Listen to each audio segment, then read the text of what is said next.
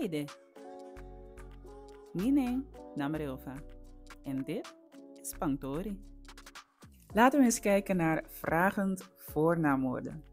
Deze voornaamwoorden gebruik je om informatie te verzamelen en zijn essentieel om natuurlijk interactie te hebben met andere mensen.